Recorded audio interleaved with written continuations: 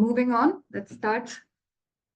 So the topic that we are going to be covering today is idioms and phrases. It's a pretty simple topic. When I talk about it, it's not going to be very difficult. So most of you are already aware of it, and I'm pretty sure most of these are being used in your day-to-day life. You also tend to use a lot of them, especially when it comes to idioms which are overused. You will find that these are lesser given in the exam. The ones which are more obsolete are going to be the ones that you will find are the questions that you find. So in the end of the session, towards the end of the session, that is, I will also show you the kind of questions that come in the exam and how you can expect these kinds of questions related to this particular topic. So let's start with a basic introduction of the topic. First thing first, when we talk about idioms, idioms are also known as muhavare when you talk about Hindi language, and they are there in every language that you can think of.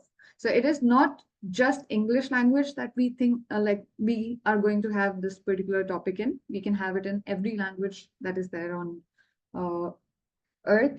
Now, there are some idioms which have been borrowed from other languages as well. For example, so I'll give you examples with pictures if possible, or we can extend it to the next session as well, because there are so many idioms. If I try to cover them in today's class, it's not going to be possible. So what I'm going to do is I'm going to introduce the topic. We're going to look at some of the idioms. We're going to look at the learning technique that we have to use when we are looking at this particular topic, how it can be easier for you to remember the meanings of these particular idioms, because some of them are going to be very uh, relatable to what is written in the wording or what is the scenario that they are presenting. But some of them are going to be a little odd because these are things that were said over time and people used to say them.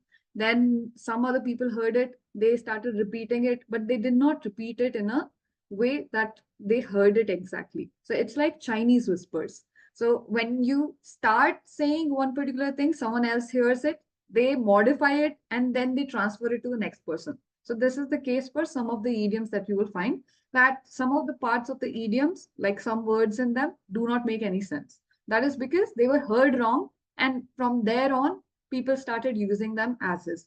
So this is one thing that you keep in mind all the time. Not all of the words in idioms are going to have correct meanings that you can find in English language, but some, like most of them, are going to be really easy to understand because they're already there. Sorry, the words that are being used are already there in the language. Now, what it basically means is a phrase or a collection of words that intends to send a moral or a message through the words. So basically, you are thinking of something that people take example of, and then they say that this person is like this, and they use an idiom to express it. So it's like how you find different kinds of metaphors also. So those are going to be relatable to idioms when you think of this concept. It has a figurative meaning, not a very direct meaning. So in general, you're going to understand the idiom and then you will be able to arrive at the correct meaning. Now, example being a blessing in disguise. So when you think of this, this is pretty direct. What they're saying is that something that seems like it is a bad thing in the starting may be a good thing eventually.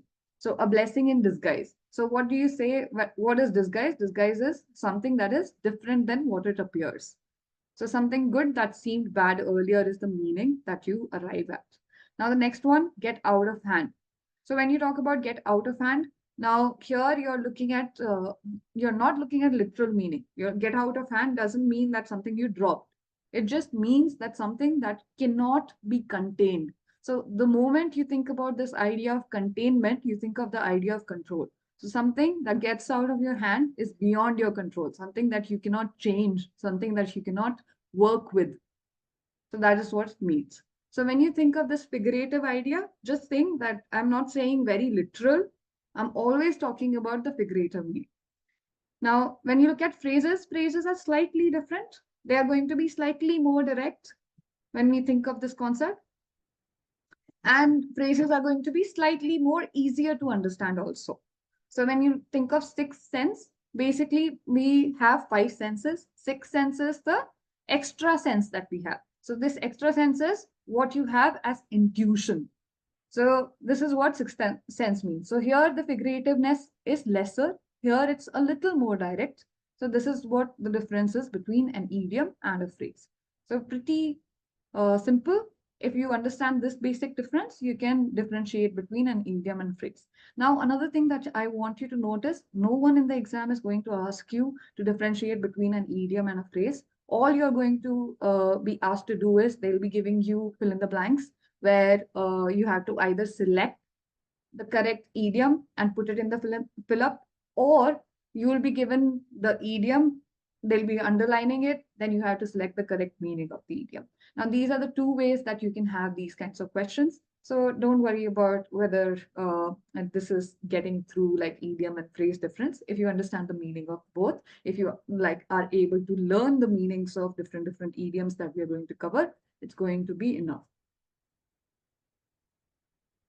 Now, so when we think of this particular topic, there are some very easy way to remember and some are a little roundabout. So easy way to remember is if you know the history of the idiom, for example, then it would be easy for you to understand. If you're someone who's interested in interesting facts, if you're someone who likes to know about what happened in the past, how did this come to be, etc., it will be easy to understand from that perspective. Now, that is one way of learning it. The second way of learning it is when you make mental images. So you try to make a so like how you visualize before you start drawing also as a designer, that is what we usually do, right? So this is about that visualization part. So when I'm saying an idiom, try to imagine a situation which is like that. It could be a completely imaginary thing, and now try to relate it. So it is similar to what we did in our root words also. So you're going to take idea from there and try to apply it. Right now, it might be a little difficult to imagine what I'm saying, but as we come to the idioms, as we look at different idioms, it will be clearer.